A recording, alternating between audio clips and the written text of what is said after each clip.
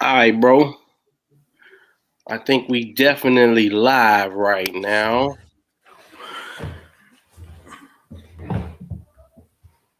Let's see. Where is the comment section, Ju? All right, so yeah, we live, man. I think we live, bro.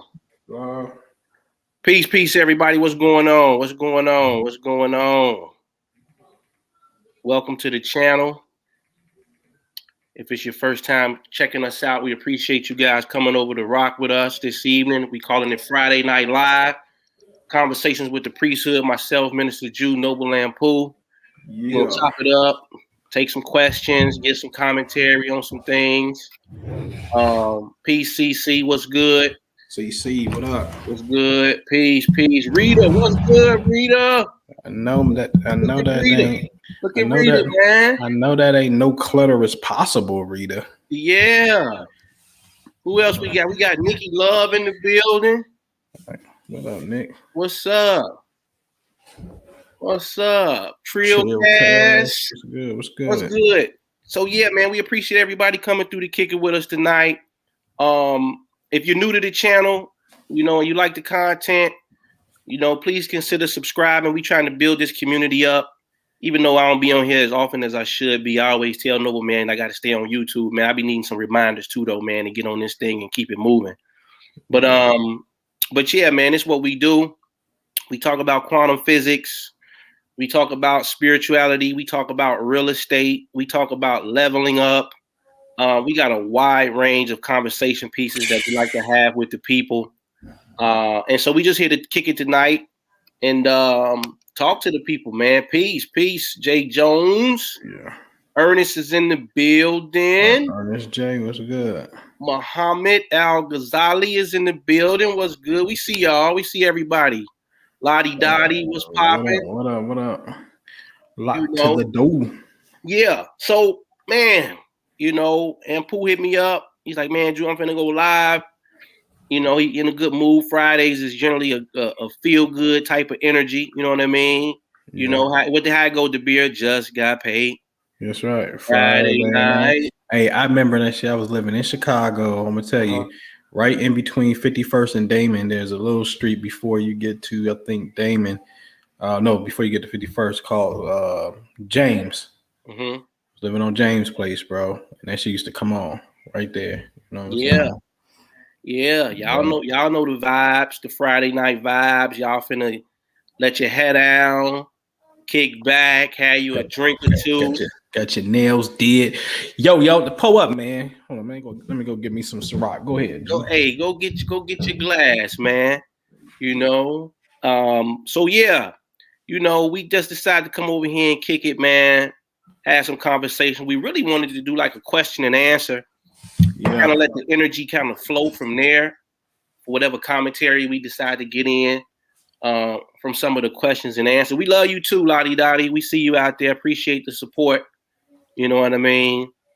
So yeah, man, who want to kick it off? Who want to go first? I see you, Noble, over there in the incubator. Noble. Yeah, I'm in the incubator. I'm in the incubator. He's in the incubator. That's part of that $1 million portfolio my man then built in a short 2 years. 18 months, man. There you go. 18 months. You know what I mean?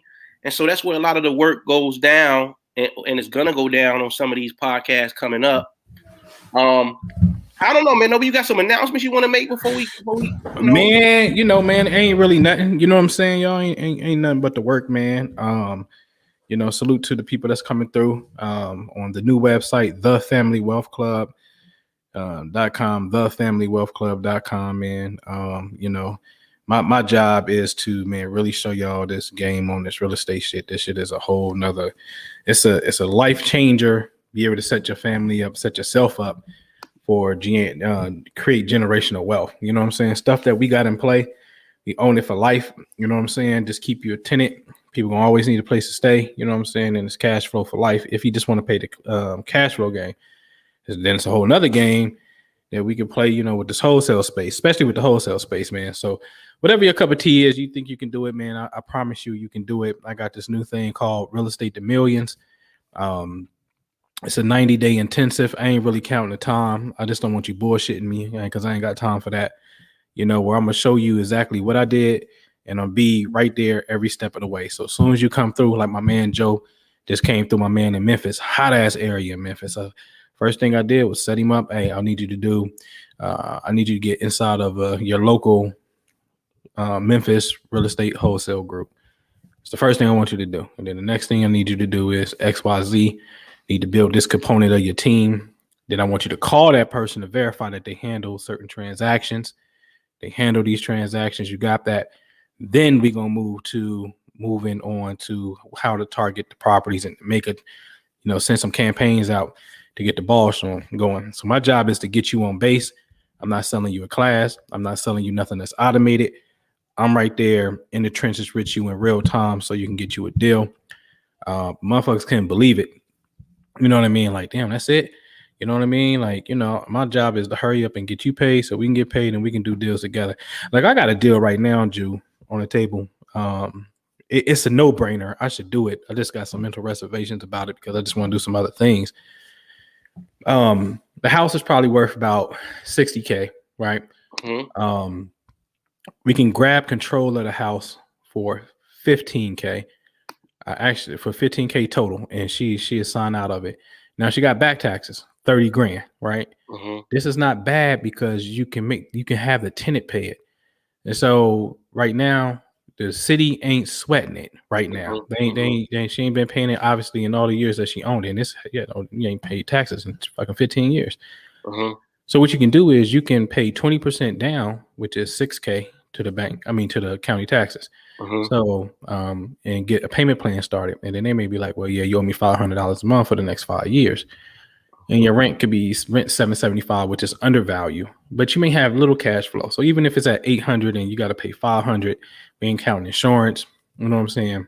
And property tax, whatever. You just say you just bring home $200 a month when it's finished. Is it worth it at that particular point? Yeah, because after the 5th year, the tax bill is gone. That extra $500 go into your pocket, but things appreciate as well. And it's just really a no-brainer because you can gain control of a $60,000 asset for only $15,000. Mm-hmm. You see what I'm saying? Which is a quarter of the price. Mm-hmm. And I actually negotiated that and told her I'd give her $8,000. Mm-hmm. And I'd give her the remaining $7,000 within a year, and I'm not making no monthly payments because I don't feel like making monthly payments. It's just where I'm at right now. You know what I'm saying? Mm-hmm. And she was like, "Well, that's cool. I can do that. You promised to pay me." And she put an instrument against the house, like a bank, a mortgage, to say, "Hey, if you don't give me my $7,000, I got first position lien holder. I can come in, foreclose on the property." But I get a whole year. I don't have to pay this lady. You see what I'm saying? And I get control of the asset. Literally, it goes into our business name. For only $15,000, or in this case now $8,000. That's right, $8,000. So even if you clear $2,400 a year, $2,400 divided by $8,000 is a phenomenal return on your bread. That's crazy. That's a good return. Mm-hmm. And so it's a no-brainer. You do it. I just got some other projects that got a little bit more priority for me at this particular point. What's up, Skills? And you know what I mean? But see, this is what I'm talking about when you in the Family Wealth Club, you in our networks and shit, where you keep your ear to the pulse of what's going on, because I can just pass that off to you, and y'all can get busy. Y'all can have that particular deal. I'm more concentrating on this apartment building that we have. You know what I'm saying? So you know what I mean? We're not necessarily a single family house and whatnot. So anyway, man, y'all get with me, thefamilywealthclub.com, thefamilywealthclub.com, and sign up, get in where you fit in. Yeah, that's what it is, man. The brother knows his stuff. $1 million portfolio in 18 short months. Man, I ain't playing. Hey, I got it right here. Hey, look, man, I got it right here. Hey, that's 19 doors, ladies and gents. That you documented. See. You know what I'm saying? 8 right here in the middle. It's right there, and then this one here is the fourplex, and then everything else is single family doors. You know what I'm saying? It's documented. Facts. Right. Yep. So that's a beautiful thing, man. So look, We said we're gonna do some questions and answers tonight. Yeah, let's get it in, man. Let's talk some science, man. Yeah. So who's brave enough to go first? Who's got a bold question? Hey man, if you knew, let's go, man. Like, yeah, listen, y'all know how we get it in. Let's talk about. We don't bite our tongues for no one. Yeah, let's talk about Orishas. Let's talk about motherfucking ancestors. Let's talk about astrology. Let's talk about the cosmos. Is the planet doing it to you? Is your consciousness doing it to you? Let's talk about motherfucking karma. Let's talk about reincarnation, nigga. Let's talk about motherfucking disease. With motherfucking person, where person B got it from person A, and person A ain't never been with nobody because they person A, where the hell did disease come from? Okay, was it a foreign thing that they put in their body? Was it food? Was it poison? Or what if it wasn't poison and person A and person B didn't necessarily just vibe? They didn't get along, and then they created what I call sexual dissonance, and based off of their lack of chemistry, they created a new disease because they shit was just friction and nobody never had the disease and shit. What about that? Where it come from? Come on, man, talk to me, man. Yeah, what y'all got? What y'all got? What y'all want to do? Y'all want to do? Y'all want to do? Let's talk about the Illuminati. Oh, hey, I wasn't gonna take no drink, man. I wasn't gonna take no drink. Oh man, take it strong. Illuminati. Oh man, body. Hey man, hey, go ahead. Okay, you want to go first? You want to take that? Go ahead. I'm gonna have to position my camera. I mean, man, we got goddamn Illuminati behind me. Oh, hey, so. Illuminati, right? Oh man, what a way to start a broadcast. Well, the only way I know is to shoot the arrow straight. So it's this idea that it's these sinister people who are controlling your each and every step, determining your destiny. They're doing all of kind of these conspiracy things, etc., etc., etc. And I remember when I was at that phase of, you know the story. I was working at the hospital. I was a young punk, 18 years old, really first gig. Mm-hmm. And I got my hands on a book called Ruled by Secrecy. Yeah, had the duct tape on it. And you had the duct tape by Jim Mars and the Trilateral Commission and the Bilderbergers, and and I dropped a bar. And listen, for the new people that maybe you might see the title minister, I want to be clear tonight. For the new people, I'm not your typical traditional type. Listen. I'm just putting it out there. So you may hear some words that may disturb you, but you got to meet the people where they at, right? In order to convey the message that they be able to absorb it sometime. But anyways, I'm reading that book, all of these different things in there, and I was so gung-ho about it. Really? Oh man. Crazy. It was, they doing this, they doing that. And I dropped a bar in one of the raps that me and Anpu, we be fooling around. We like to have fun. Anpu is a professional hip hop artist. Nah, man. Union Soldier Records, bro. Union Soldier Records. So the deal is, I dropped a bar where I said Illuminati this, Bilderberger that, right. Conspiracy cesspool, niggas on their final lap. Yeah. Right?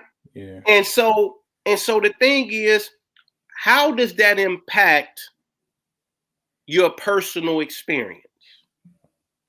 My whole goal is to get the individual to focus on themselves. See, because it's a passage in scripture that says where Paul is talking to the Athenians, and they said, who is this babbler coming to talk about this idea of Christ consciousness, right? And they said all of these men's of Athens, all they wanted to do all day was to sit around and talk about new ideas and, philosophize about this and that. And, oh, wow. And see, you'll get caught up in that narrative way too long, where every time something happens, it's the Illuminati did it, the secret societies did it, the Masons did it, somebody did it. Meanwhile, I said it in another bar. I said, but how does this affect your life when niggas is stressing and can't even sleep at night? That was right before that Illuminati. This right. That, yeah. So you, who cares, right? Because are you making the best decisions that you can make to impact your life, to change your life? Because see what you're really doing, and see, here's the thing. This is where it gets into the God question. If you say you believe in a God, right? But then you turn around and say it's the Illuminati, they're superior, da da da da da da da da da da. Then here's the $1 million question. So where is your God then? Oh shit. Oh snap. Where's your God? Where's your God? And so then what you are doing, and so you have to check your I call this inconsistencies in people's psychology. And this is from some of the people who I know people following in this conscious community. 1 minute, it's white supremacy. It's a conspiracy. They're doing this. They're making black people do this. They're making the world go this way. Watch out for this. It's going to be the worst fall, winter season we've ever had. All of this stuff, right? Mm-hmm. And then they write it off like it ain't fear-mongering or try to caption it that they're not conspiracy people, but they're spewing this type of rhetoric to thousands of people who are following these platforms, and it's very dangerous. And here's the thing. How is it all of these things that he's doing, and then in the next breath you say he's a degenerate? Yeah. Listen, De Beer, make it make sense to me. Yeah. He's white, he's superior. He's got all of these insidious plots. Then you turn around and say that there is no God, right? You say there is no God or that there is a God. So now you have to answer the question both ways in relationship to what's happening to you, right? And then you turn around and say he doesn't have a soul. He's not this. He's a degenerate. His melanin is malfunctioning. Yet, yet, at every turn, according to the people who talk about the Illuminati having this control, they have their pulse and foot on the neck of the people who are crying oppressed. Right? So now here's the thing though. When you strip this thing down to the quantum nature of things, right? You can't get around it, ladies and gentlemen. You can't get around this. It's been validated through thousands of experiments. It is a fact that measurement, observation impacts the way infinite waves of light, which bring forth everything that we see in the physical world, is impacted according to your attention, your awareness, your measurement of it. Now,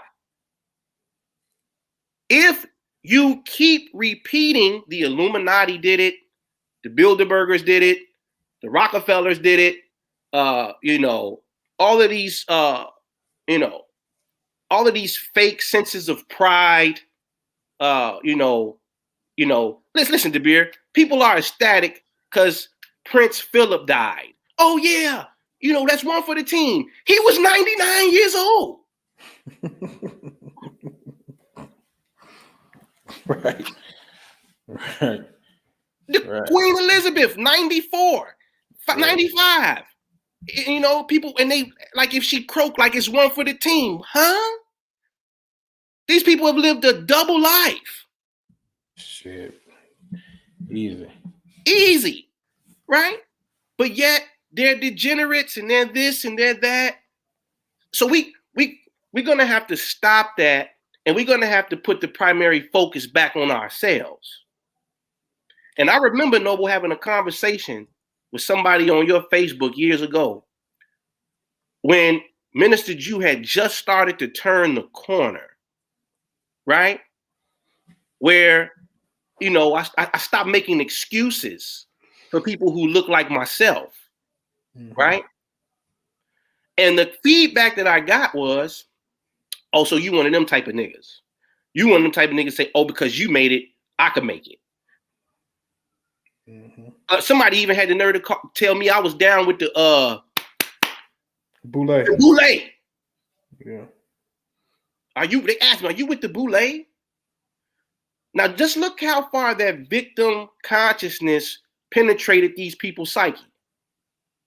They would rather tell me to stop motivating them to not necessarily follow in my footsteps, but to make a track of their own that denotes success. That bothered them so much, so much, that they decided to say, oh, so you telling me I could do it just because you did it? In the tone in which that's preposterous or something. Right. Or to the point where I'm with the Boule. Right. Right. This is what the Illuminati and all of that type of conversation has done to people. And I'm gonna tell you what it makes. It has made those persons and those entities, alleged entities, the scapegoats for people's failures in life. Facts. Is this the truth, man? I know I said a lot. Do you want to add on that? Nah, man.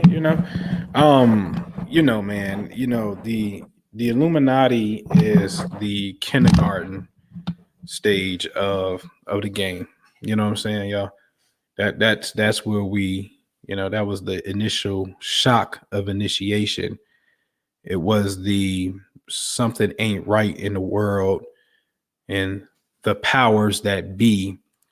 And it makes sense because it stems from slavery, because it was a power structure that was there. And this is why, you see me rocking with, these white guys behind me, is because I tell people all the time through my art form of, the Union Soldier music, that there was a thought form that possessed another group of white boys who went down and put, he put the Confederate white boy in the dirt. Them niggas got murked. You know what I'm saying? AP Hill left out in the hearse. You feel me? And we got to tell the spirit side of victory in that story. And if the secret really can't be shit, because how the fuck do the world know? Broke niggas know the secret, and you know what I mean? Like that sucks. And not just only that, it's really false when you look into it, ladies and gentlemen. The David Rockefeller was on the run because Teddy Roosevelt was anti big businesses running shit. Teddy Roosevelt had an ego that was on some, y'all gonna answer to me, I'm the president type shit. Teddy only became president because his president got killed and he was vice president. I'm telling you, you look into this shit. David Rockefeller, the time the richest man in the country, was literally on the run ducking subpoenas because they was trying to break up his companies. But I thought and was told that David Rockefeller definitely was the chairman of the goddamn Illuminati, and they're the shadow government. So if you're the shadow government and you're running this place, why are you on the run and coming to trial because of the government? Teddy Roosevelt ain't get the message. So that means Teddy Roosevelt is bucking the program. And we want to constantly find people who buck the program, because the program has shattered and has been completely dismantled. You got to understand that. And so we come from a place of the system of slavery, then Jim Crow, intense racism, and then what happens today is, I always say it, these Rodney King type shit. The judicial system, me and Ju know where it is. The judicial system in the United States of America it represents, I ain't gonna lie to you, it has a feeling of that old time Confederate thing, crack versus cocaine. You refuse, so you're just now getting to a point where you're convicting, Derek Chauvin. Like I say it all the time. What the fuck do you mean Rodney King not guilty? What? You beat the brakes off this nigga. What do you mean not guilty? It's impossible. So the justice system in of itself has this own time Confederate shit. Now I'm gonna tell you like this: the real New World Order was to come and get you out of slavery, and nobody's telling the story. And we're gonna tell this story. Got a new documentary that we making. I am telling you this, and I can prove it.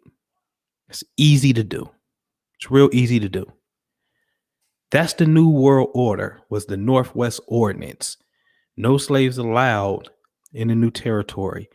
There has been a systematic plan to destroy the worst program that your people has ever been up under, called slavery. It was already in play at the very inception of the country. Okay? I'm gonna tell you that. That's the real thing. And so I'm not gonna get too deep into that because I don't want to be long-winded. That stuff, Illuminati doctrine, puts you in a state of fear. And that means contraction. So when Ju was sharing with you that this person said, oh, I can do it just because you did it, I can do it. That person didn't even see themselves as being capable enough to do it, because they were told that there is a invisible figure, a group of men, white boys, okay, that is your Lord, your landlord. They're lording over you. So, you can't do nothing. You get Black Wall Street, they burn it down. But it wasn't they. That was the KKK. It wasn't that. It wasn't that they. See, I want to be clear about this judicial shit because it reinforces this old stigma. We just got to understand the basic history. The United States of America has consisted of two white boys. One that wants to do you in. He identified himself as the Confederate States of America. They tried to form their own nation. This is a fact. Then you had the United States of America, who was against it. United States of America won. But before that, when it was just the United States of America, before the Confederacy and the Civil War happened, and those white boys declared themselves, try to declare themselves free and independent of the Union and form the Confederacy. When you had the Chief Judge Roger Taney, bitch motherfucker, I gotta say that, Campbell, Controne, like these are cats who voted against Dred Scott and said that Black folks could never be citizens of the United States. They were slaveholders. They were Confederates.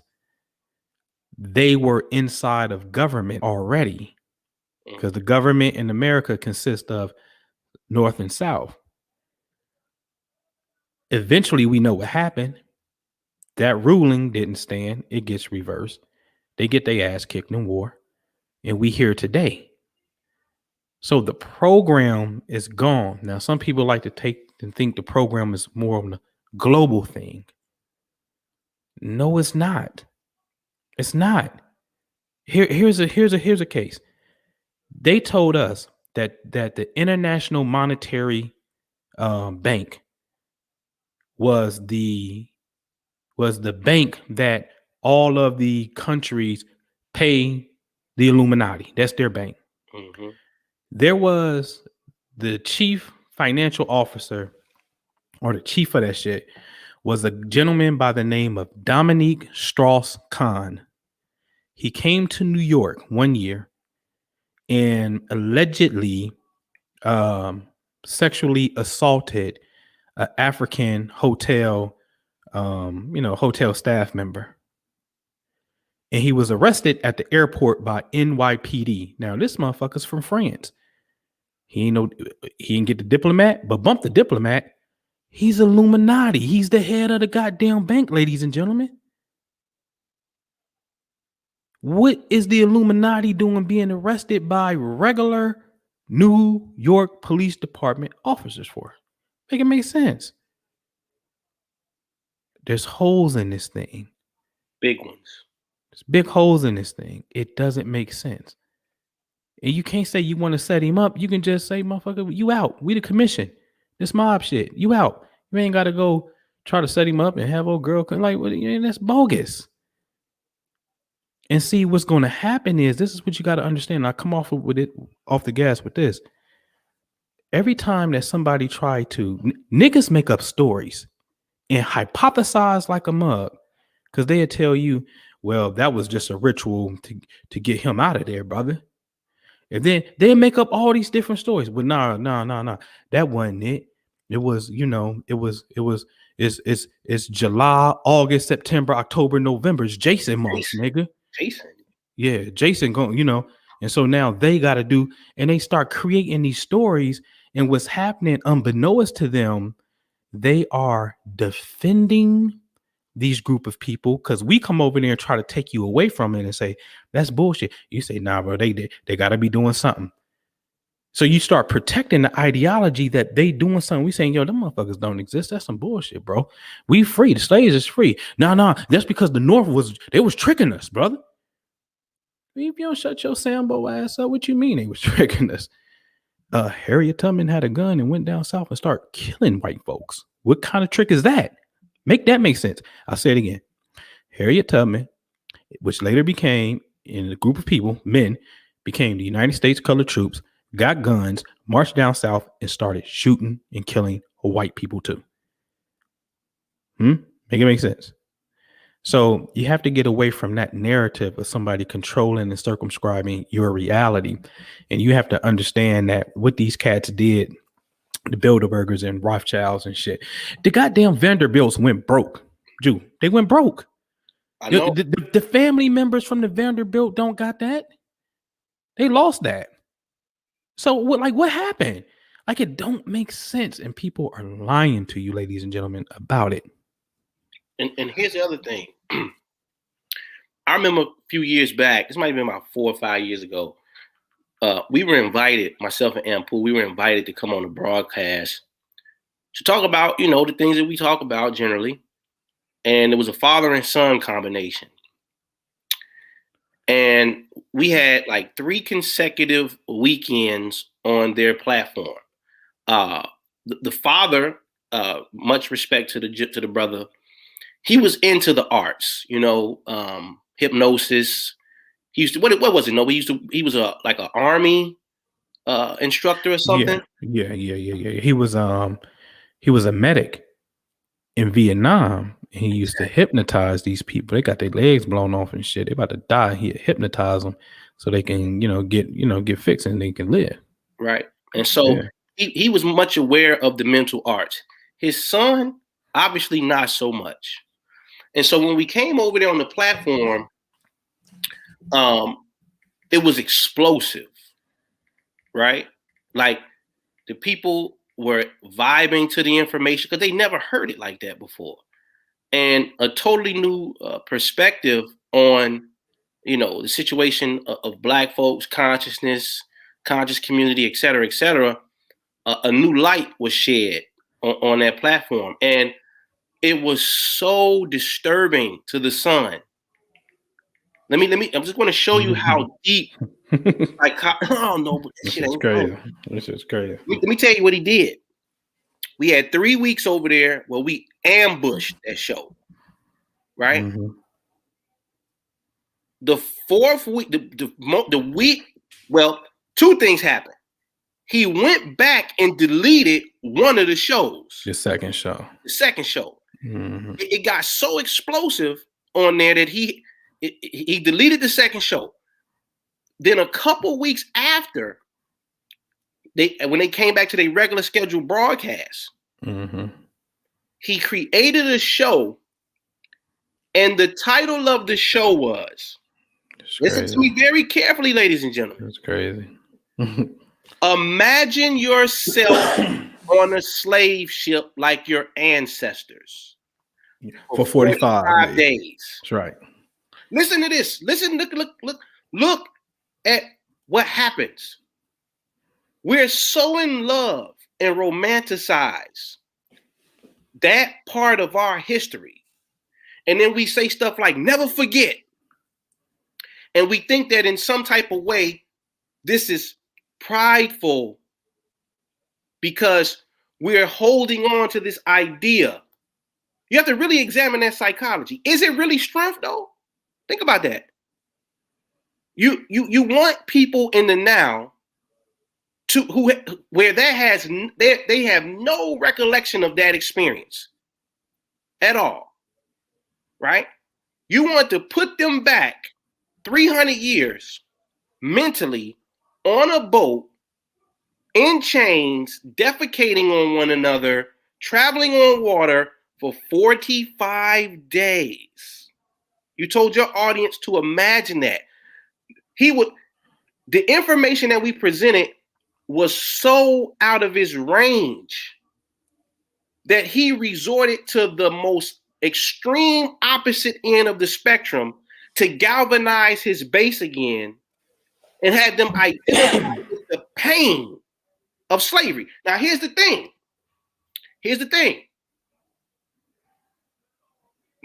Myself, Anpu included, we always say things like this. The schooling system must change. There should be, to hell with, some pilgrims from the 1700s. Little black boys and girls should be learning about Magic Johnson. Magic Beast. His business endeavors. Jay-Z, his business endeavors. Right? Other activists who have made change, right? Taking people from different areas of life and showing in the modern day sense and how they've impacted and helped reshape society out of the lens and the community of the people who look like them and what they're aspiring to become. Now, why am I saying that?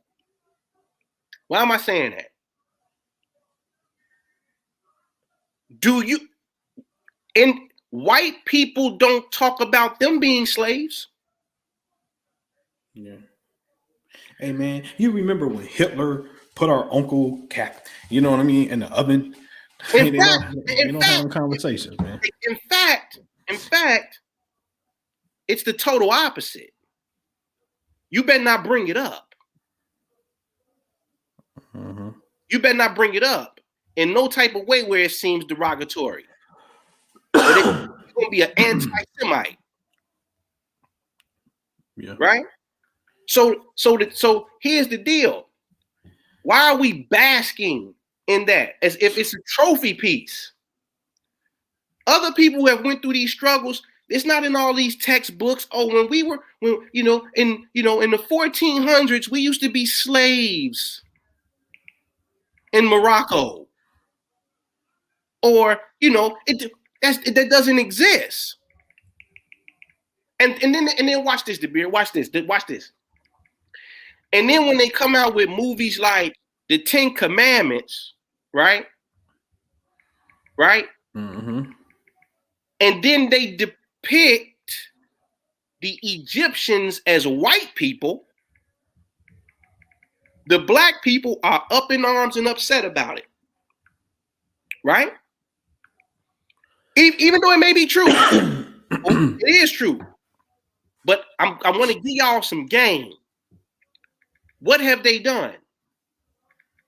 While we are so concerned about facts that don't necessarily benefit us in the now, what these people have understand about psychology is this. I can rewrite the narrative so that it does have an impact on people who look like me now. Mm-hmm. Mm-hmm. So who cares if you go over there to Egypt and the faces are copper and brown as me and Anpu? You can go look at it and say, well, no, that definitely don't look like them.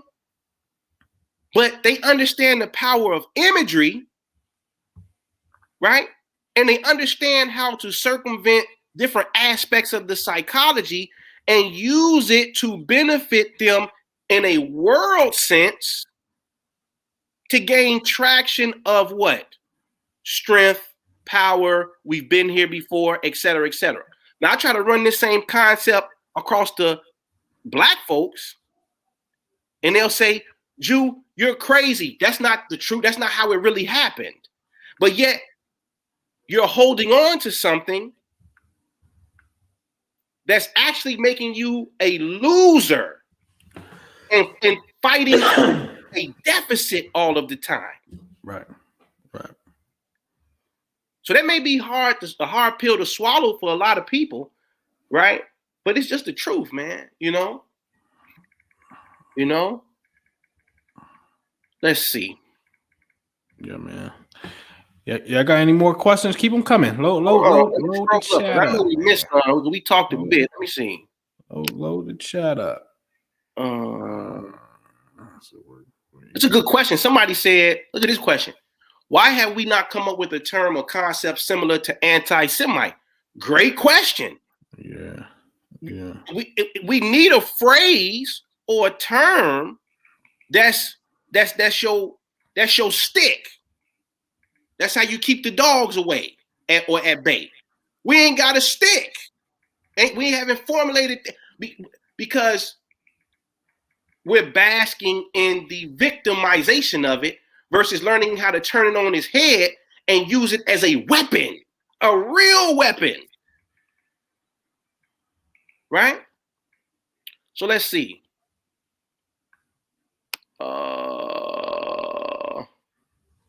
Let me scroll up. Why haven't black folks done a lot of shit, man? Here's a good one. Hold on, this from K Money. Peace King. Y'all think the Confederate state of South Carolina is bucking at Biden by canceling the federal unemployment for the whole state that Biden passed? So I read this the other day, K Money. It's a good question, man. For the people that don't know, the legislators in the state of South Carolina, they have come to this conclusion that they're about to end all of that pandemic unemployment and all of these extra. Oh, hold on, no, I got to get my charger, man. You can go ahead. Give me a second. Right. I'm not familiar with it. I'm telling you, when I say I be in the bubble, man, I be in the bubble. So I ain't familiar with it. But if I heard where he was about to go with this was if South Carolina is canceling all of that aid, you know what I'm saying, type of stuff, man. I always try to find the positive. Unless it's just flat out fuckery, you know what I'm saying? Hold on, the beer. I'm coming. No, it's all good. It's all good. I'll let you finish his thought on that. Okay. All right. So I'm back. So yeah. So for those that don't know, the legislator in South Carolina, I think they said they put it together where all the stuff going to end like on the last day of June. Mm-hmm. And the current administration led by Joe Biden is they've given out a lot of more pandemic insurance, a whole bunch of money being dished out, and the state of Carolina is like, look, we have a work shortage that is damaging and crippling the state. Mm-hmm. And we are passing bills that is going to end the federal help. We don't want it anymore. I think they said something like they have 81,000 jobs available in South Carolina, and they can't fill them. This is what they're saying. This is what one side of the story is saying. They can't fill them. I'm not for sure if those numbers are actual, but that's what I read. That they got 81,000 plus jobs available, and they can't seem to fill them because nobody wants to go back to work because they're making more money from unemployment than they would working a job. Right. So, but South Carolina has always been the ones. South Carolina was the first to bust a shot, man. Hey, South Carolina started the Civil War. Don't let nobody tell you anything otherwise.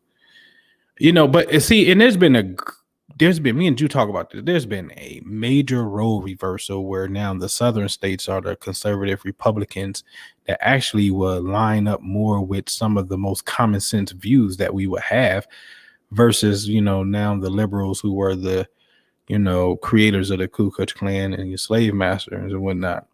But looking at that, if people been getting over one, which they have like a fat rat, you know what I mean? And another thing is, see, it makes people lazy. And that was the whole argument against, the whole LBJ, the whole food stamps and all that shit. It makes people lazy. It makes people comfortable. You know what I'm saying? That bill is getting paid. Certain bills is getting paid. Like, you don't aspire to get outside of public housing like that because they give it to you. I'm gonna show y'all some pictures. I got a picture in my phone. Man, the way they redid some of these projects where I'm at, these motherfuckers is cold, Ju. They like condos. Mm-hmm. The new modern day projects are condos. Make no mistakes about it. And I be riding around like, well, what this used to be, man, you can't tell me the white man don't love you. Hey, man, I'm you. They did that on the west side of Chicago. Did they? Right off of you taking 290, going east, right around the western area, Damon area. Yeah. The project used to be. Listen, man, they tore down them buildings. Mm-hmm. And they put up some beautiful joints over there, man. Yeah. You know what I mean? So it's happening everywhere, but it's like what Abraham Lincoln called it the mystic chord. So what we're seeing is we're seeing similar actions taking place from the same states, some of the same type of players, where this whole Civil War vibe is alive. It's so the arguments on the far left and far right. Listen, the moderate in today's time has the toughest position in politics. Right. The person who's in the middle, because the extremes are so popular on both sides that nobody's trying to hear a sensible argument or debate about how to merge these two opposing sides to get closer to the middle. Mm-hmm. So the moderate conservative, the moderate Democrat, they are in a very trying position because, man, it's just the nature of where we're at in the United States of America. And so whenever you have those type of two diametrically opposed opinions and policies, at some point a scrap out gonna happen. Because see, that's what they tried to do it on paper first with the Civil War. Tried to do it on paper, try to make proposals, and one side was so extreme to the idea, they said, man, the hell with that. Yeah. Right? The hell with that. And so, man, that's what you get, man. But that's a great question, K Money. So we got another one from Jay Jones. They say this is a two-part question. If a person has been focusing on positive outcomes and just positive thoughts overall, and just something opposite of what was thought and spoken happens, shall we continue in our positive thoughts regardless of the situation? I think it was the last part here.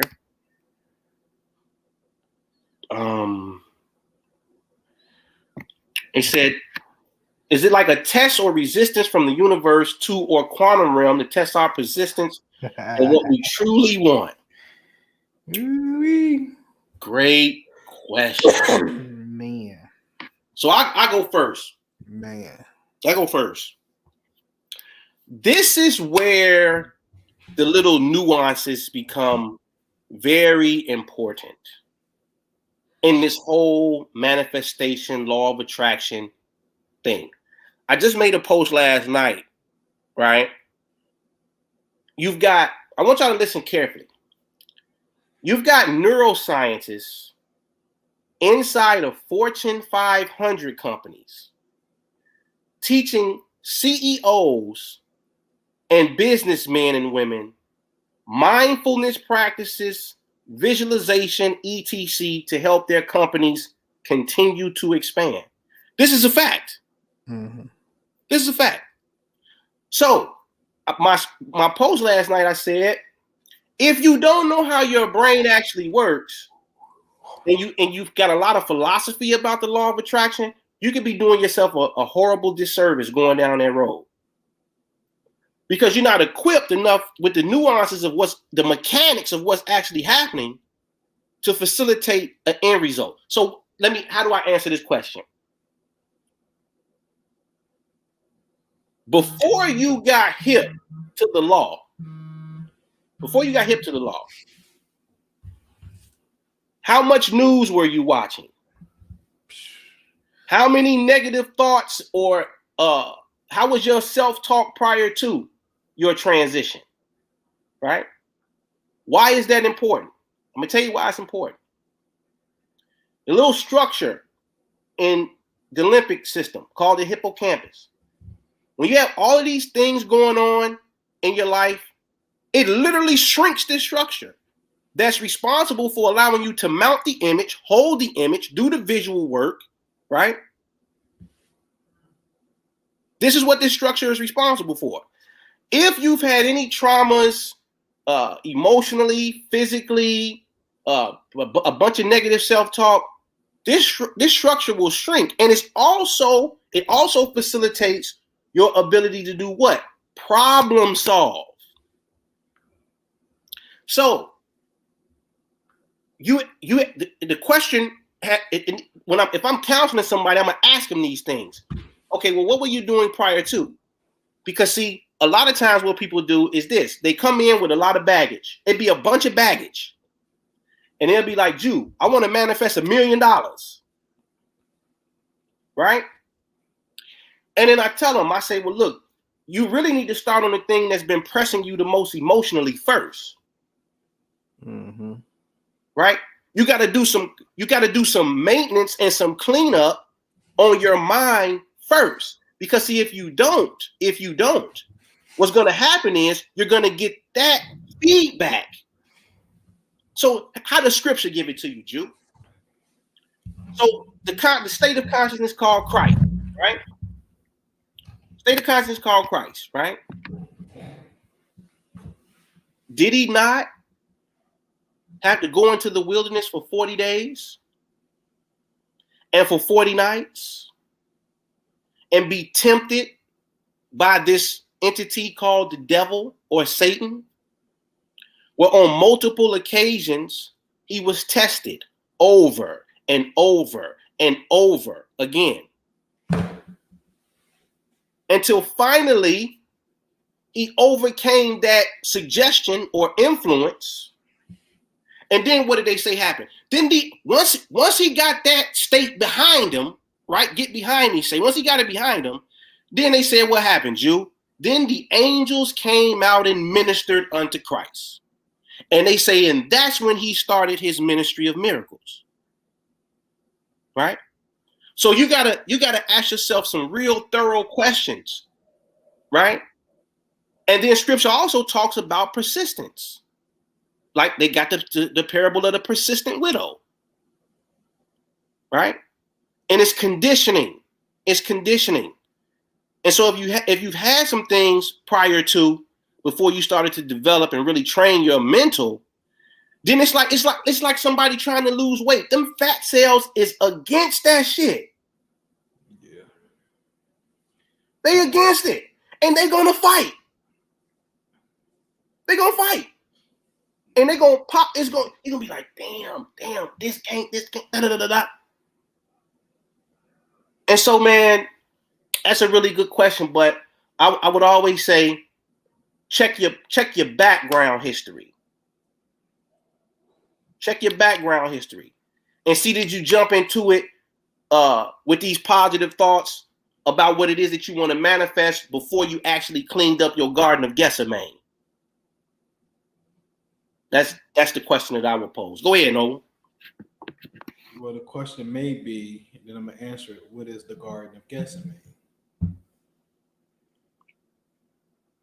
You want me to answer that? Yeah. Mm-hmm. Okay. The Garden of Gethsemane, because remember, that's where all of the sweet, beautiful things were flourishing, right?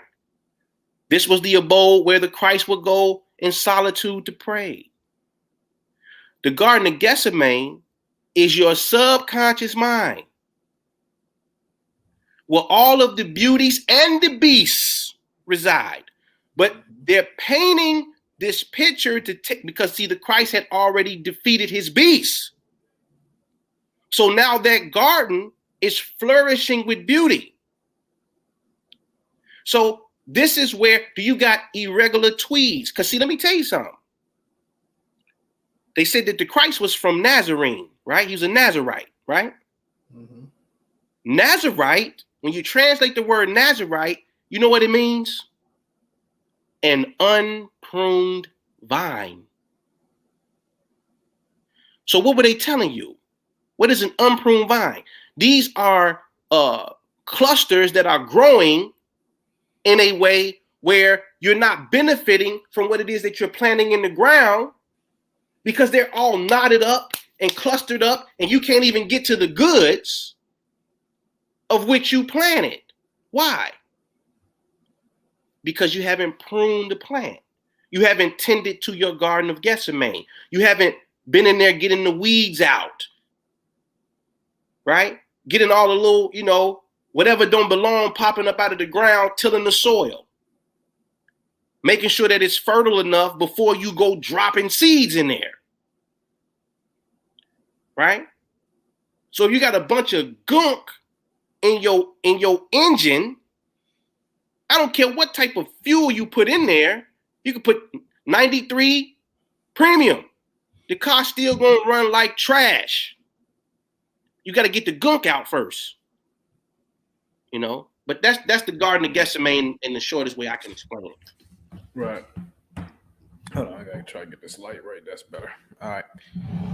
Man, that's a good question. It's the basic laws of physics, right? We're talking about when you create something positive or you think about something positive, and then all of a sudden the negative, the opposite comes your way.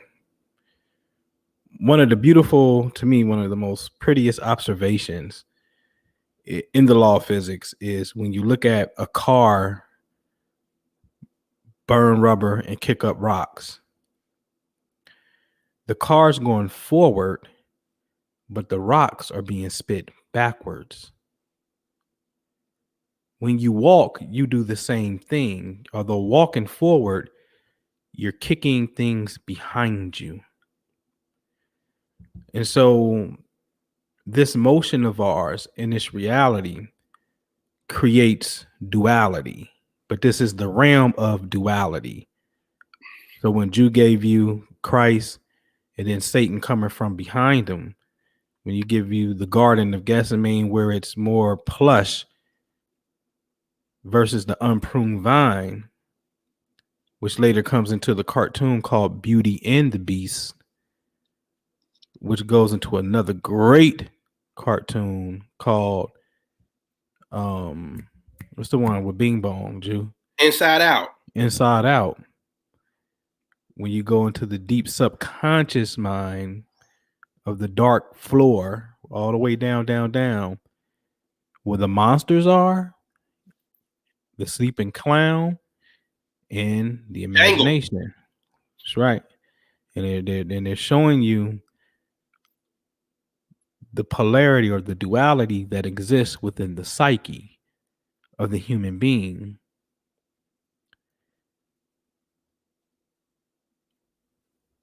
The brain watches you based upon your perception.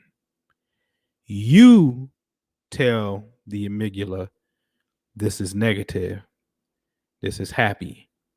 And this job is just to stamp the incoming stimuli with the correct code. Fearful, joy, whatever.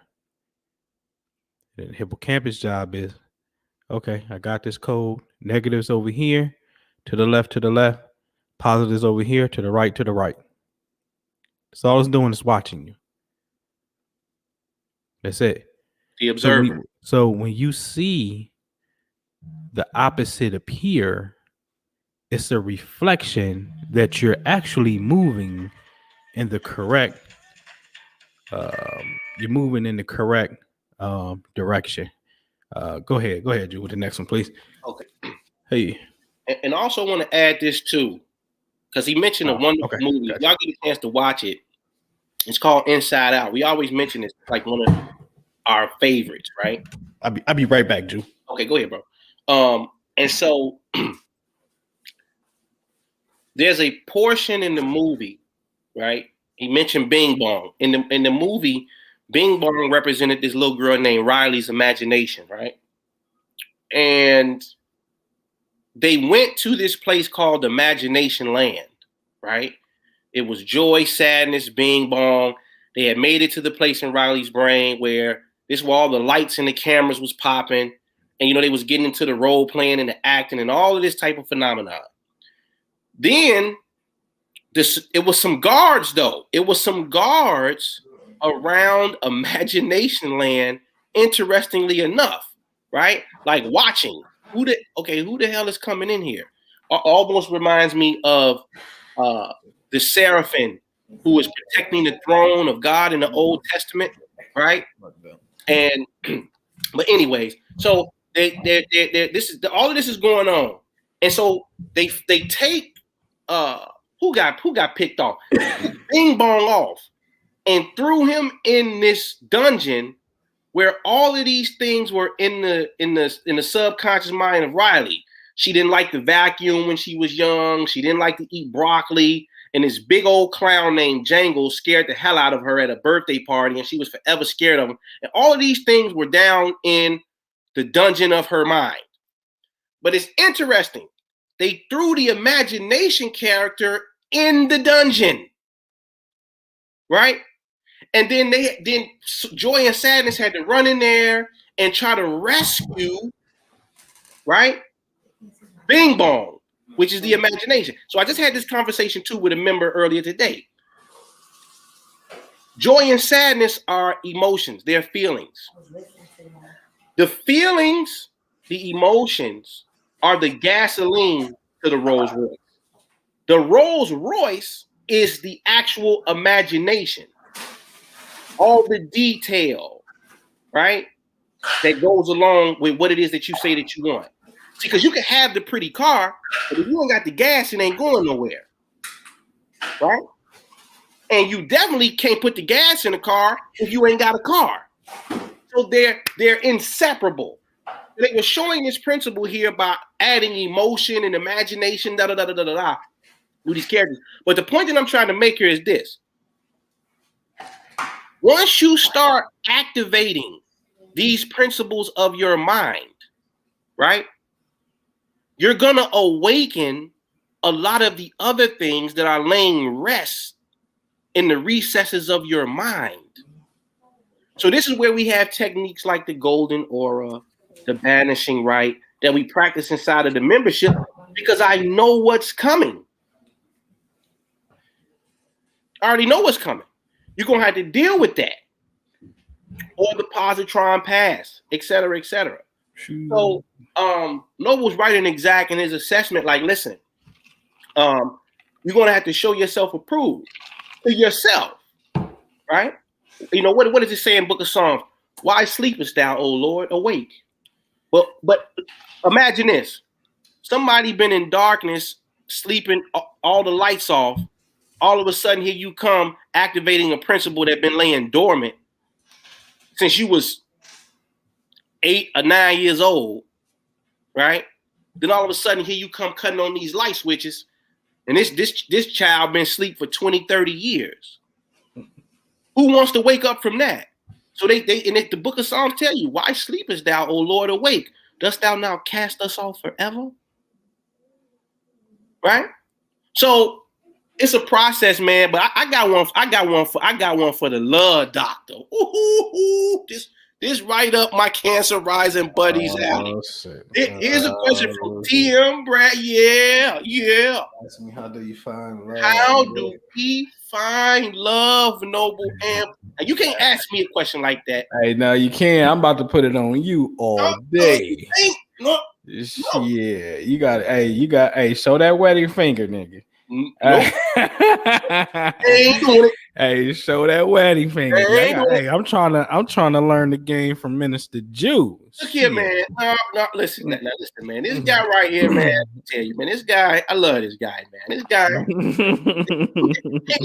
he just do it amazing, man. Listen, man.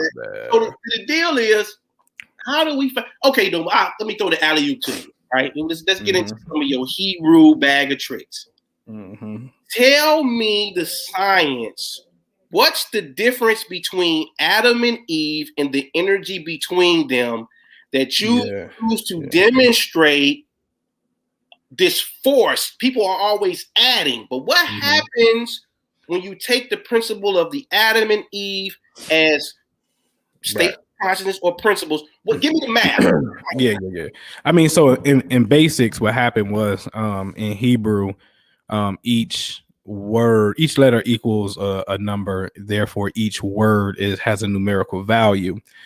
And so I had discovered a process that these priests who were writing the books were using code. That's what the Kabbalists do. The Kabbalists understand that, you know, the Anti-semitism prayer of 42 names of God is just more of it's pretty much an acronym, and they take the first letter of a word of 42 words, and then they create a sigil out of it. So the first letter really represents the whole word. You ain't got to put the whole word there. You see what I'm saying? And they understood that pretty much that the scripture is an anagram that could be read in various ways. Well, there's a process that I term negation. It's when you take a number and you subtract it from another number, and you're going to find the secret meaning of what exists between them. Now, this is important. You always like to add on to things. 1 + 1 is 2, but you need to find what is the energetic imprint that's in between the two things that you're looking at, because that is going to be the juice right there. So when you look at the numerical value for Adam, his name equals 45. Aleph which is the A in Hebrew, is 1. Daleth is 4. So 4 + 1 is 5. And Meme is 40. So his name equals 45. And Eve's name is Hava, which equals 19. Now you would say 45 + 19 is 64, and that's dope, because then you can say really the 64 codons of DNA of a human being. Fine. But when you take and subtract 19 from 45, you actually get 26. And 26 is the numerical value for the name of what you know today as Jehovah Yahweh. So I say, oh, whoa, wait a minute. You're telling me that a man and a woman, what exists between them is the sacred name of God. What you got to understand about the Hebrew is the God in the beginning who created the heavens and the earth is not the holy name. That's Elohim. The holy name of God is a 4-letter word that the history says is so powerful that the high priest will only come out and utter that name once a year. Okay. So in this particular science, there's a strong reverence of this G force. And this G force happens to be what exists between the man and the woman. Now, this ain't far-fetched, because when you read the story, the whole story in Genesis is talking about how this God created this man and this woman came, and it became this 3-way conversation between these three. Okay. And here it is in the story. And you know what I mean? And then here it is also in the numerical equivalence. Now, again, you can't be fudging this, because in the book of the Bible, there's a chapter called Numbers. Okay. Numbers. All right. So to answer the question, the energetic imprint that exists between man and woman is God. Now, he's asking, how do we find love, though, Ju? So you got to give him some game on that. Well, you listen. Well, what is God? Right? Because that the basis of that question, I'm assuming. I mean, well, love is love, but I'm going to use it in the reference of men and women, right? Mm-hmm. So if this is God in between us, right? Yeah. And it's this holy name, this sacred name, right? Yeah. And when we look at these letters, right? Yod, Hey, Vowel, Hey, right? What's really going on here, right? There's a force, there's a window, there's some eyes here. There's a few things going on with this name. Now, what if I told you that you can be so selective in your approach to who you want to attract that you can pull love right into your environment? Do I have any evidence for this? I remember it was a Huffington Post article. It was this lady, she was a painter. Mm-hmm. She painted this picture of a man who she was in love with, who was obviously in love with her. She was communicating, her emotion was spilling out through art and what her ideal husband would look like. 2 months after she painted that picture, a gentleman showed up that looked exactly like the man that she had painted on her picture. It was so scary to her. They dated for maybe like 5 or 6 months. The whole time that they were together, he never revealed the painting to him, because imagine that. You paint a picture, right? You're pouring out your heart and your art in a picture, and then the man appears in your life that has the same attributes as the picture that you painted. He might look at you a little weird, right? Long story short, they got married, living happily ever after. But see, she exercised a facet of the word of God, or the sacred name of God. She exercised a facet of that. And so she drawed it near. Come near to me, my son, that I may feel you. That's what Isaac said. Right? So it's a science to that. And then there's other factors that we can use. Anpu, he's a genius. He created something, man, when this man broke this compatibility stuff down to me. These 4 compartments, right? He still ain't really let that one loose on the market. I don't know what you're waiting for, man. I told you, man. Love, man. You only astrology, man. Why you playing, man? I know, man. Mr. ATM Brad, man. I mean, it's some things, man. You know what, man? I was just having this conversation with a great childhood friend of mine, right?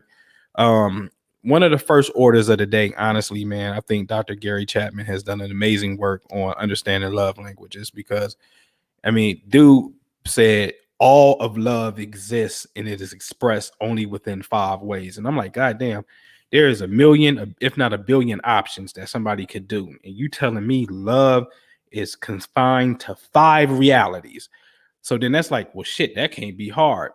So I always encourage people to take that free assessment on the love language aspect and understand what's your primary language, what's your secondary language, right? You really need to understand that. So then you can start to hopefully find someone that's compatible with yours. That way, you don't necessarily take you too far out of your element. Cause see, like if a lady's love language for me, if it's gifts, I'm not the nigga for you. I'm gonna keep it moving. It's not my thing. I don't shop. Now, Minister Ju, he cold. He dress you up and buy your shit. He ain't gonna give you no money though, but he gonna dress you. You know what I'm saying? That's facts. You know what I'm saying? That ain't me. I'm not doing that. You know what I'm saying? That's not for ladies. That's for his wife. I'm just, it's an inside joke that me and him have. But you need to understand that. And man, honestly, man, you know what I mean? Like Ju was saying with that sister who did that, you know what I mean? Painting that picture, literally a physical portrait and knowing what you want in the ideal archetype world of the imagination, knowing what you want, and then putting yourself inside of that reality, meaning you know, I'm a big fan of putting yourself in the environment. So just don't visualize about real estate. Go to the real estate conference so the wave can really collapse and the possibilities are increased because I'm around everybody that's there. Now, you know, I'm looking for a partner in real estate now. This, you know what I mean? It comes to you and whatnot. So allow yourself to open up your heart, meaning passionately pursue and be active about what it is that you want from yourself, you know what I mean, a partner, and just the overall partnership. And but get to that 5 basics, the 5 basic core meanings of the love language in of itself, and you know, go from there, man. You know what I mean? Go from there. You know what I mean? And because I mean, compatibility definitely plays a factor. You know what I mean? And there's some things that, man, that I got that's off the chain that could really tell if people are compatible or not. But you know, that's get to the attraction part first of bringing them in your reality, and just make sure that the language is conducive for you, because this thing, man, you have to, you know, once you get it, now you got to maintain it. You understand what I'm saying? Like, I believe in the fairy tale. I do. You know what I mean? The honeymoon effect is a reality that can be lived at all times. You know what I'm saying? Like, I don't like the idea of, you know, it's, you know, relationships just dwindles. It's natural. Fuck that. Like, well, let's be beyond average. You know what I'm saying? And be great and have, you know, supreme happiness and whatnot. And that exists, but you have to be able to keep your foot on the gas and live your truth. You know what I'm saying? So you find it by living your truth, opening your heart. And when I say, again, I want to be clear, opening your heart is knowing exactly what you want and then start putting yourself in those environments to get it, man. And if you need some motivation on how to get your Casanova down, go read the Songs of Solomon. Ooh, that shit cold, nigga. Go read the Songs of Solomon. That's cold, man. That's a cold piece. Cold piece. Ooh, it's a cold piece. Cold piece. They sleep. And it's a woman giving game. I was waiting for my beloved. Yes. That shit is cold, man. Talk about how she rose up in the middle of the night and went out looking for her love. Yeah. Dripping with oils. And he put his head between my legs and disappeared. That's in the Bible, folks. In the Bible, nigga. I'm like, I was reading that. I was like, damn, this is a play, nigga. Y'all have no idea. Man, hey, man, Minister Ju said all the time, man. The Bible's one of the coldest books ever written. Listen, you know what I'm saying? As long as you know what you and I'm glad that you said that. And we're gonna get to the next question. But I had this conversation too. People say, "Oh man, the Bible's full of contradictions," and the reason that they say that is because they're thinking in their mind that God is perfect, and that it's this you know, infallible thing. But if that was the case, why would things continue to evolve? If something's perfect, how are things continuing to elevate and evolve? That means it's always it's a verb. It's being. It's coming into being always. And this is why they tell you there's nothing greater than your creativity, because that's the only thing for certain that's going to keep pushing the envelope, right? So when you read the scripture, they say, well, Jew, there's it's a contradiction. Okay, well, we know that a nun and a prostitute exist, right? They're diametrically opposed to one another as far as their quote unquote morals are concerned, right? But we want to look at these two states of consciousness and say they don't exist or that it's a contradiction. We don't look at fire and water and say one of them got to be bogus or throw the whole thing out because these two facets of or elementals collide with one another and are diametrically opposed. See, once you understand that the book is talking about every single possible state of consciousness that can and will exist, it takes you out of the mindset of looking at the book in a way where you're thinking about God as this author who is writing exact and it can't be any wiggle room for contradiction. Because the truth of the matter is, if you look around your world, all there is contradiction. Yet we don't say that one doesn't exist or that the whole thing is a fallacy because two things are diametrically opposed to one another. So they're trying to give you, they're laying down the game. You can look at it from that perspective or you can look at it from this perspective.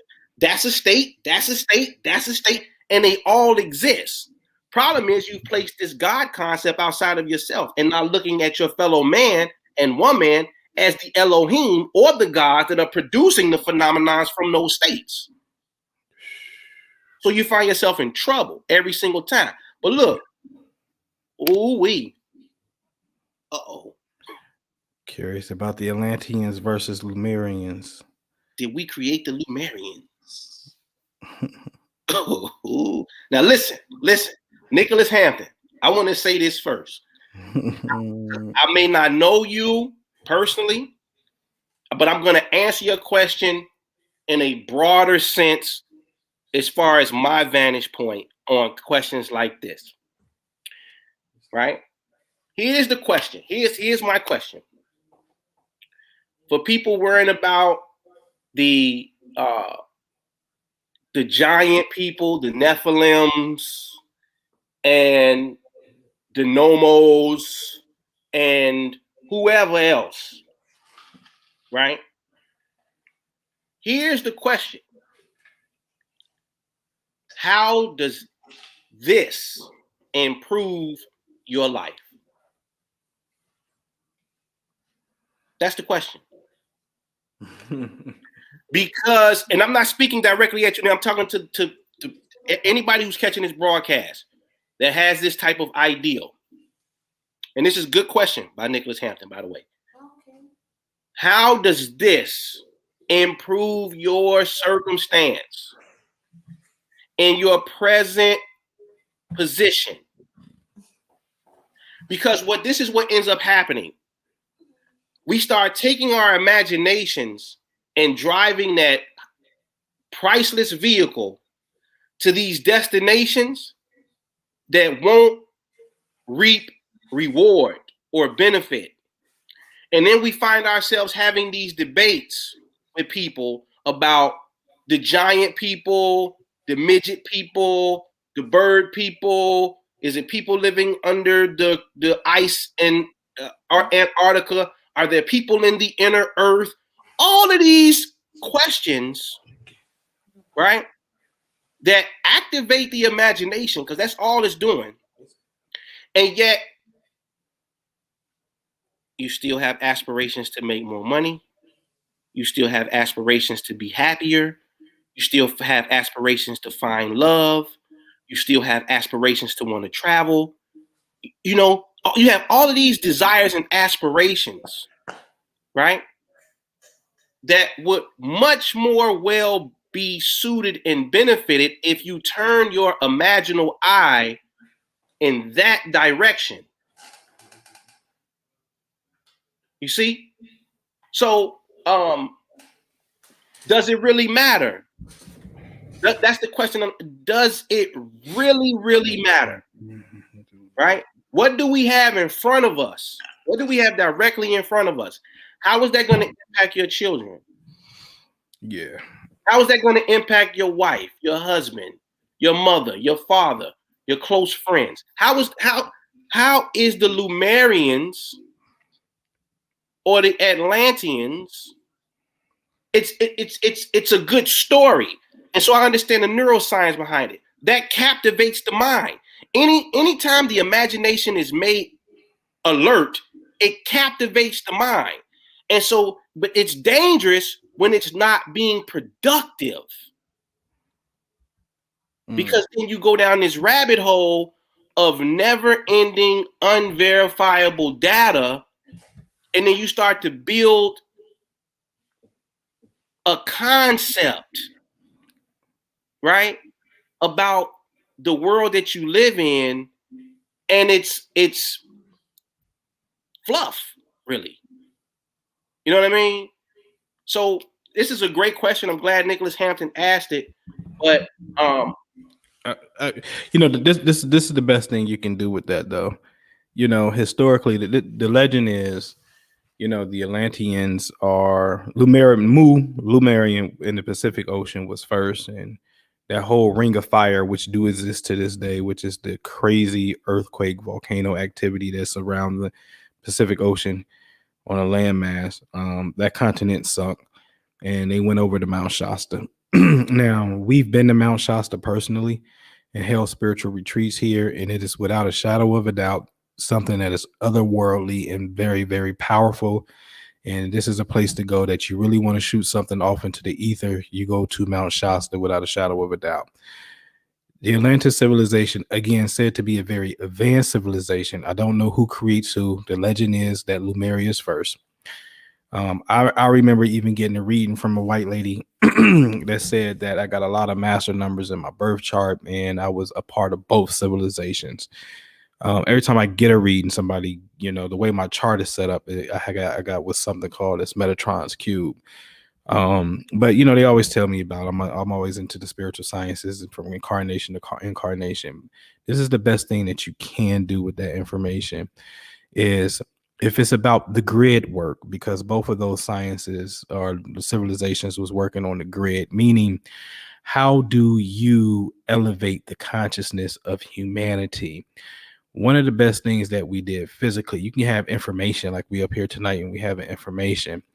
But you got to understand these earth portals. If you really on that type of science, man, that Lumerian, Atlantean stuff, then you have to touch down at these particular spots: Serpent Mound in Ohio, the Blue Mountains in North Carolina, Mount Shasta in Cali, and all over the earth if you want to start traveling outside of the earth. Outside the United States. And you have to shoot the thought into the ether from these places. And once you can do it as a coordinated human being, coordinated humanity, like I always say, 1987 was the harmonic convergence where white people all across the entire earth got together at these sacred points. Black people wasn't awake back in 1987.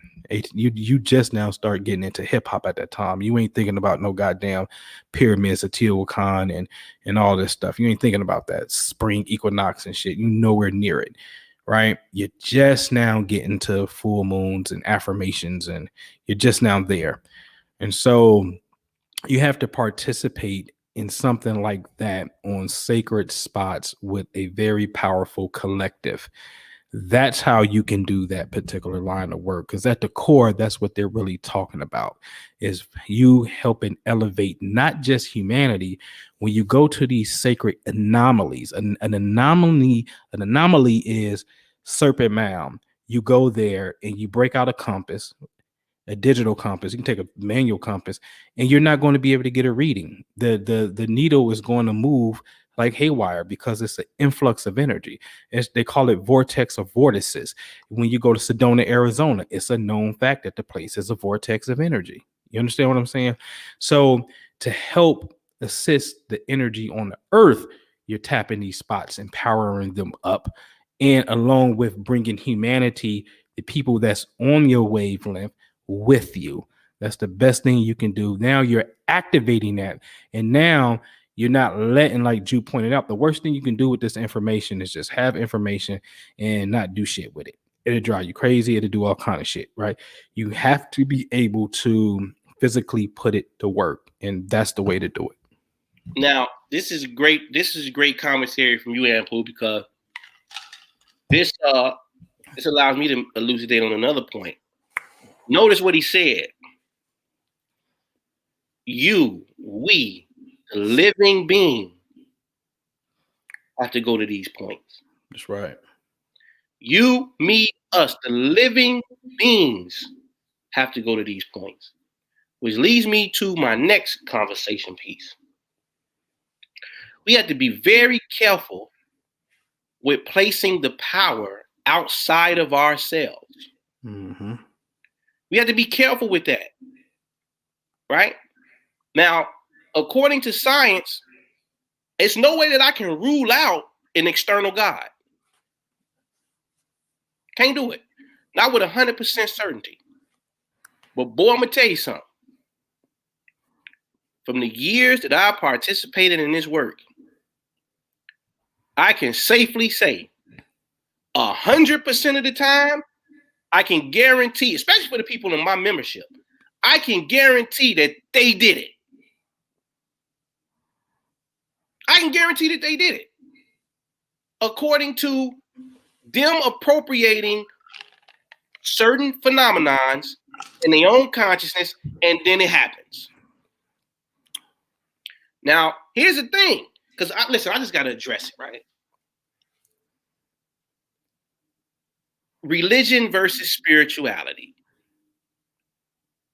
That's a big thing. Religion versus spirituality.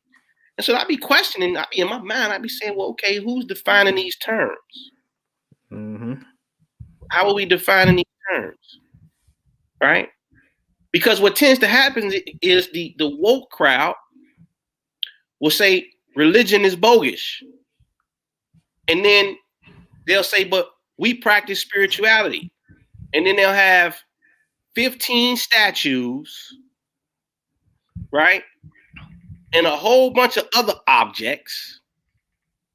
And I'm going to show you both sides of the coin. I'm going to show you why that can be useful depending upon where you're at in your growth and development. But I want to also point out why it can be harmful for you in the long run if nobody ever tells you what I'm about to tell you. So people will say, oh, people who into, the Quran and the Bible, that's religion. Well, let me give you a passage from Paul. He's down with these Athenians, and they got all of these statues. He says, well, man, you're worshiping things that have ears but don't hear. And you're worshiping things that have eyes but don't see. And so he's talking about all of these inanimate objects that they are worshiping.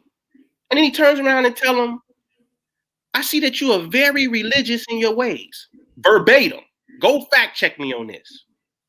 He tells them people, I see that you are very religious in your ways, shunning the idea of religion. But now you would think, how is Paul, somebody in the scripture, shunning religion, and everybody right here saying the stories in the book, and that's actually religion. But the characters in the book is saying, to hell with religion.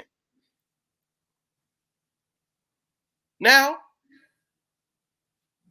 how do we define religion? Well, when you actually translate the word religion, and we just got to keep it a buck. Where are we getting these concepts from? You get your concept of religion from the Bible. We in the West. Let's just keep it a buck. That's where you get your concept from, right? So don't try to turn around 3/4 of the way down the street and try to make that abrupt U-turn. That's where you got it from, right? But when you translate the word religion in that particular verse, it actually means the worship of many gods. Ooh-wee. So now here's the real question, DeBeer. Who's actually practicing religion? Because you got Oshun, Ogun, Yemiya, right? You got all of these quote unquote deities and the gods. Everybody's selling you on the gods. Huh? Right? Everybody's selling you on the gods. And you, all of this worship, you're genuflecting to statues that don't hear, eyes that don't see. Right? Because you've placed the true and living God outside of yourself. Now, if you read earlier texts from people like Elvis Levi, Israel Regardie, Madame Blavatsky, these type of people, they would tell you that what?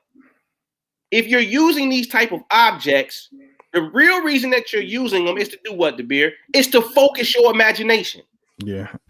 Anchor. Yeah. To anchor it. Mm-hmm. But they knew that it was because your mind is going into an altered state. Because you're dealing with objects and symbols, that's not a linear left brain thing. That's more of a right brain function, which is what you're trying to tap into in order to produce a phenomenon. Right? But this is what happens. If you stay there and you don't know that the object is only a tool to amplify a field of energy within you, you become addicted and that becomes a crutch. And you don't know that it's still you activating the principle the whole damn time. That's right. So people in my membership, you ask them, have I ever told them to pray to somebody outside of themselves? Yet we got people, Audi trucks, $140,000 raises, all kind, healing themselves, all kind of stuff. And I made them clearly aware that if I'm ever talking about an energetic principle, it's to activate the principle within yourself. Because we're all in the same spectrum. All of this light belongs to all of us. We are it. It is us. There's no separation. So you got to be careful. And then people acting like because they putting the blackface on it, that in some way that takes away the idol worship of it all. Right. You know what I mean? Yeah. So it's listen. It's you. It's you. That's what it is. Do you not know that ye are the gods? That's what it is. It's you. You know what I mean? So I'm glad you said that. Good question. It sparked that dialogue. Let me see. Say it again, Monica. Where there she go. Look at that. I am the light of the world. Huh? Say that. Say that. You know? So yeah, man. I say it again. Look at ooh, look at that one. Ooh, that what Christ told them people. Mm-hmm. You will do greater works than me. Huh? Narcoleptic. Huh? Narco. What you mean? What you mean? Right? You know? So yeah, man. So any more questions, man? We here, man. We listen, we an hour 38 in. You know, we can go for about 2. We got about 20 more minutes in us. Hey, look, man, I think I can endure about 20 more to be. I don't know about you. I'm about to break out on you cats, man. You about to break out. Okay. Noble say he done had enough. No, it's all good. If they got them, come and shoot them. Hey, that's what I'm saying. I got some more questions. Shoot them. It's been a great build tonight. We appreciate y'all coming and kicking with us. You know, to the 145. Yeah, we got about 5 or 10 more minutes. Y'all can shoot it. You know, we like Bobby Hemmings tonight. Give me some questions. I got you out here in these streets. It's overtime. So why did the Babylonians fail in building a tower? It seemed like they were going to tap into something. It's a good question, man. What they say? He says, why did the Babylonians fail in building their tower? Seems like they were going to tap into something. Shed some light on that, on OG Bruce Lee. Because listen, I can only talk about what I know. What was the Babylonians building, man? Tower of Babel. Huh? Tower of Babel, remember? Confusion. Yeah, because it was all these different languages, right? Yeah. And everybody couldn't get on one accord, right? It was a conscious community, niggas. Yeah, pretty much. You know, but see, consciousness is Lord. And that's the thing, man. You could be Croatian, Yugoslavian. The one thing that connects us all, regardless of what language you speaking, is consciousness. And those who can get on the same page and unify under that umbrella, with the same goal, with the same idea, I don't give a damn what you speak. Yeah. Right? We can make whatever we want manifest on this earth plane. Right?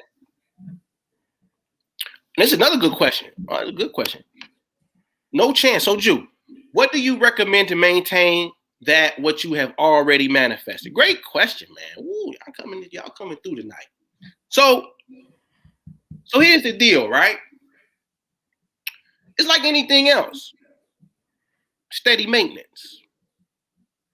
Right? You got to go get the oil changed regularly on your car, right? You just can't ride that thing. You know, once you get it changed, you got to take it back. You got to get the filters changed. You got to put some new blades on the car. You got to do all these things. You got to keep the maintenance up, right? And so the thing that keeps things going, right, is a persistent observation on whatever it is that you've already built, right? Not necessarily in the sense where you're doing it every day. That's the anchoring process. Once it's developed and it's come to fruition, then it's called 2 or 3 times a week, making sure you go out in your garden of Gethsemane with your water hose. Because the flowers still need water. What Jigga say? Flowers need water to grow. It gotta rain. In order to experience joy, you need pain. Right? So you gotta make sure that you keep it watered. And here's the beautiful thing, right? It's just, they say April showers bring May flowers. They've been telling us that since grade school, right? Kindergarten and on up, right? But once the flowers bloom, it ain't gotta rain every day anymore. So in April, it's pretty much rain every other day, right? But once they come up out the ground and the seasons start to progress, it's more sunshine than it is rain, right? So nature and scripture tells us this too, that there is no excuse to understand the mysteries of the Godhead. It says you will know it by the things that do appear. So you can look to nature, and understand the inner mechanics of mind of how things are actually brought forth and manifested in this world. Do you know a butterfly? Listen, we finished the butterfly effect up about 2 months ago.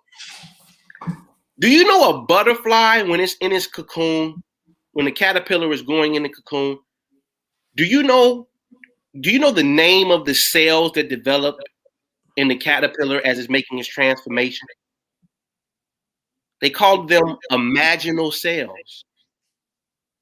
That's the term that scientists use to describe this phenomenon that's going on inside of this butterfly where it's making this transformation. Why the hell would they decide on imaginal cells, DeBeer? Man. Huh? What did That's they? the only thing that can explain it. That's the only thing that can explain it. And these cells are so strong that it's breaking down all of the building blocks that was the caterpillar. And these are the only cells that survive the transformation within the butterfly. Everything else gets taken out to the garbage. So look at nature expressing to us again. You want to make a transformation, you're going to have to tap into the imaginal force. But to answer your question, man, you gotta keep the water spout out periodically to continue to grow that thing and to keep maintaining the beauty and the majesty of it. And then to get down deeper, when you start to understand these bands of light, how does red light affect growth? How does blue light affect growth? You will learn that if you look to nature and you looked at plants, you will see the impact. One is for aesthetics, the other one is for the actual, the internal, the internal fortitude to keep that plant strong. So one light is dealing with the pretty stuff on the outside. Another band of light is dealing with the real work that's going on the inside to keep this thing alive. Right. Huh? With your blue and your red lodges. When did they know the signs, the beard? Ooh. Huh? Woo-wee. Huh? Woo-wee. Huh? Or when them cop lights get behind you with them blue and red lights. Huh? Woo-wee. Huh? Well, look here, man. Great question. Super dope. Super dope. Hey, man, I'm going to leave you solo, man. I got a jet, man. Okay. All right. Listen. Hey, we're going to wrap it up. Listen. Hey, if it ain't too late to get the thumbs up, I know we done with the video. I should have mentioned that at the beginning. But, man, hit the like button, man, if we've helped you at all this evening. If you want to donate, the cash apps are down there. Cash app, The Imagination Guru. Cash app, The Pig Group. That's my partner, Noble Anpu, myself, Minister Ju. Visit the website, theimaginationguru.com. Join the memberships. We got quantum imaging memberships. Plenty products over there. The Butterfly Effect is still available on sale. The Wishing Well is on sale. We over $7-8 million in testimonials in 6 or 7 years collectively between me and my brother. We know what the hell we talking about. We're living examples of it, right? Yeah. We're living examples of it, and our lives are not the same as they were 6 or 7 years ago because of it. All right. So with that, man, I want to say peace. We appreciate y'all. We love y'all. Happy Friday. Enjoy the evening. Happy Mother's Day to all the mothers out there celebrating. We appreciate you guys. All that good stuff, man. So y'all enjoy, man. It was good building with y'all. Peace. Yeah.